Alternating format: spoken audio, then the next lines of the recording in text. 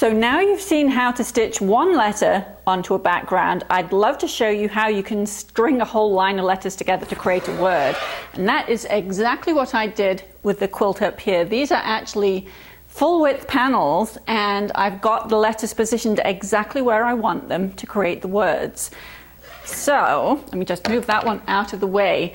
What I'm going to do for this, I'm going to cut a piece of stabilizer that's the full width that I need it. So for the quilt behind me, the Celebrate quilt, that was something in the region of about 56 inches wide. Right now, I am going to create the word dream.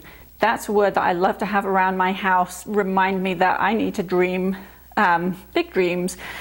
So I have a piece of stabilizer that will accommodate 5 letters, and the letters are going to be spaced evenly 4 inches apart.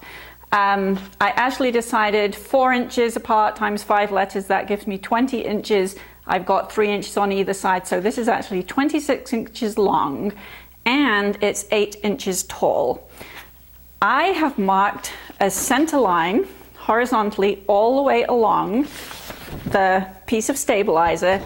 I then marked a vertical in the center, and I've marked 5 inches, 4 inches on either side. So 5 intersections showing up along my center line, each 4 inches apart. That's going to give me perfect placement for all of my letters.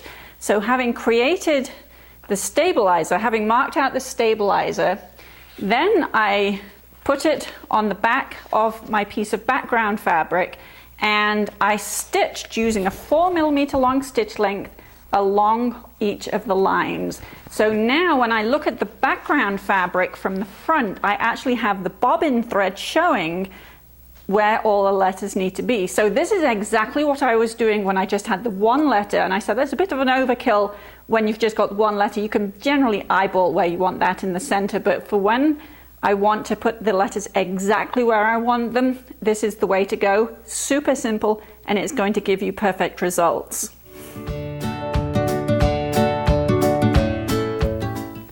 Now when you're stitching a line of letters, so in this case I've got 5 letters going down onto one background fabric, I know exactly where each letter is going to go. I could stitch each letter out individually in its own hooping, using the crosshairs that I've stitched out onto my background fabric, aligning those with the crosshair that will stitch out onto the stabilizer in the hoop for each letter.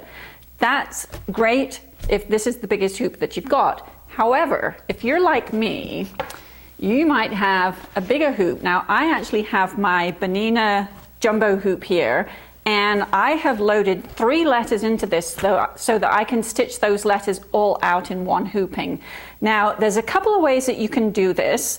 Either one of them works. So first way, if you're a software aficionado and you don't mind doing super minor things in the software, load all 3 letters into one design in the software.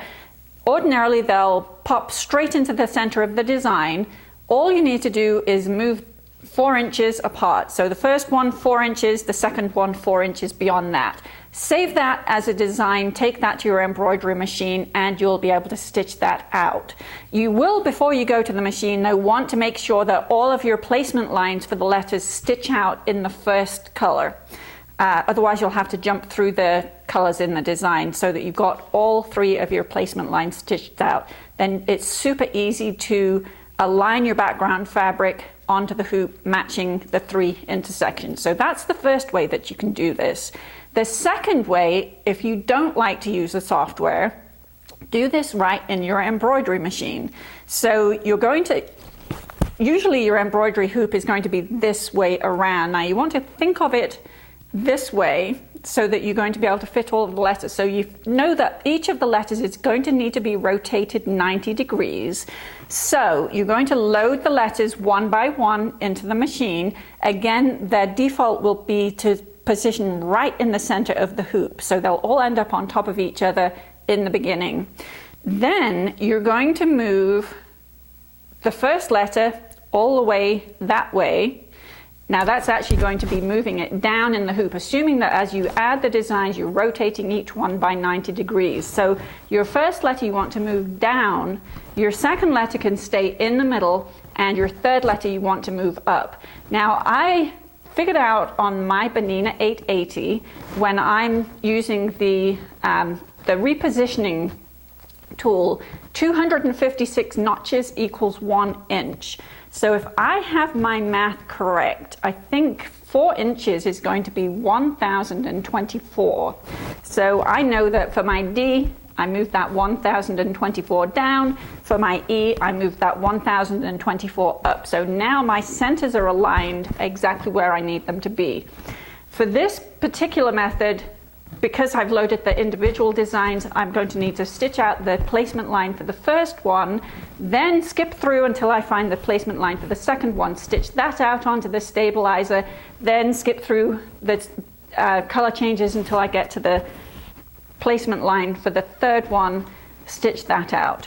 Then I can do what I need to do with my background fabric. I've got the intersections stitched out on the background fabric. I can align those perfectly with the intersections that I've stitched out onto the stabilizer in the hoop.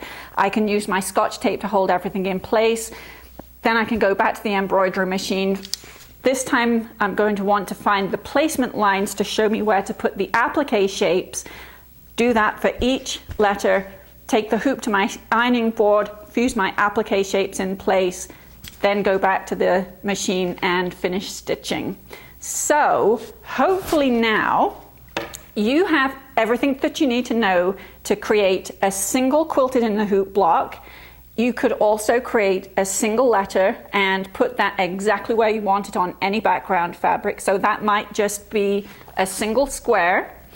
It could be a monogram on an apron. It could be a letter on a tea towel or a hand towel that you're going to put in your bathroom. Anywhere you want letters, these just make fabulous decorations. You can also put them all together to make the quilt that we have back here, so you now know exactly how to get multiple letters lined up on one background fabric to create these gorgeous words.